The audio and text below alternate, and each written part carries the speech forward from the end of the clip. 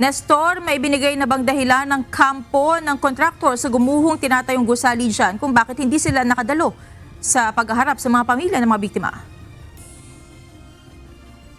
Magandang gabi, Monica. Ito nga yung dahilan na hindi nga nakarating dito sa dialogo, dito sa Barangay Hall ng Balibago, Angeles City, Pampanga, itong abogado ng kontraktor, at ito nga ay sana inaasahan nila na makarating, pero ayon sa kapitan ng barangay, nakausap naman niya yung abogado pero hindi muna ito nagpunta dahil sa iba't ibang mga kadahilanan. Hindi natuloy ang inaasahan sanang pagharap kanina ng abogado ng kontraktor ng Golden Years Construction and Steelworks Corporation at pamilya ng mga nasawi sa gumuhong ginagawang gusali sa Angeles City, Pampanga. Ayon kay Kapitan Joseph Ponce, kasabay na naghintay ang mga pamilya ng mga nasawi para makausap sana ang abogado ng kontraktor, pero hindi dumating. Ang nakausap lamang ng pamilya ng mga biktima ay ang mga abogado ng Angeles City Public Office o PAO at hindi ang abogado ng kontraktor. Binigyan ko sila ng free consultation kanina ang mga pamilya ng biktima, at I think nabalitaan ng lawyer ng kabila na nandito, kaya gustong kausapin sana. Kaya lang ang sabi sa akin ni Attorney Manguera, they need to talk to me first in private kung kukumustahin, kasi galit na galit nga before ang mga family sa mga representative ng may-ari ng building. Ayon sa tagapagsalita ng pamilya ng mga nasawi sa gumuhong ginagawang building, dapat sana ay natuloy na ang na magharap sila ng abogado ng kontraktor sa Barangay Hall. Ang pinagtaka lang nila nang dumating ang abogado ng PAO ay hindi na ito dumating.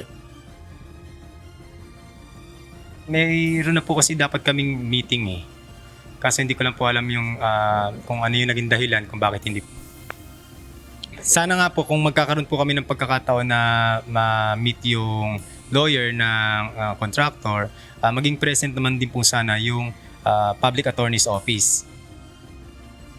Dagdag pa dito, maganda sana na magharap na sila kasama ang PAO at ang abogado ng kontraktor nang mapag-usapan na ang karapatan ng kaukulang pinansyal na tulong para sa pamilya ng mga biktima.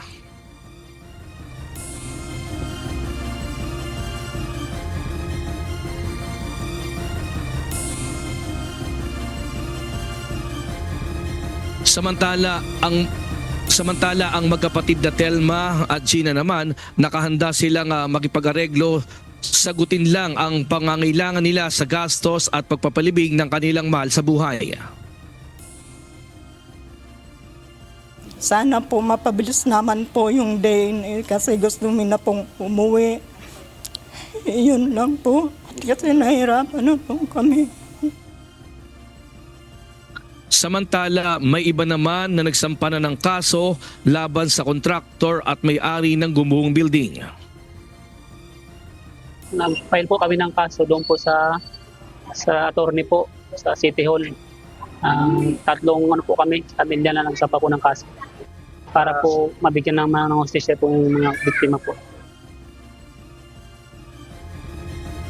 Sinabi naman ni Balibago Barangay Captain Joseph Ponce na magtatakda ng schedule sa barangay ang abogado ng kontraktor sa pamilya ng mga nasawi.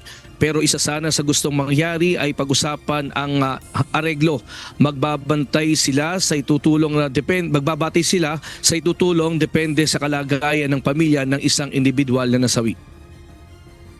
Monica, kanina nga ay nakausap natin yung tagapagsalita ng mga pamilya ng mga nasawi na sinasabi na meron silang matatanggap na 150,000 daw na pinansyal na tulong, at ito ay hindi sila payag doon sa 150,000 dahil hindi yun halaga ng kapalit ng buhay ng mga nasawi dun sa 27 nasawi sa gumuhong ginagawang building. At ayon naman sa kapitan ng Barangay Balibago, kanina kausap natin si Kapitan Joseph Ponce, sinabi niya na nakausap nga niya yung abogado ng contractor at sinabi na yung 150,000 ay yun ay tulong pinansyal lamang. Pero meron ng bukod pa yung ibibigay na burial assistance at funeral assistance.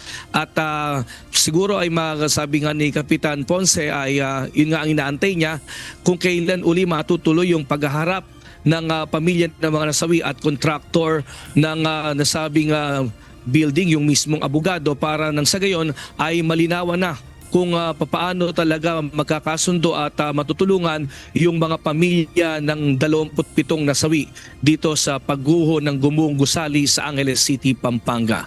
At yan muna ating latest live mula dito sa Angeles City, Pampanga. Balik sa iyo, Monica. Maraming salamat, Nestor Torres.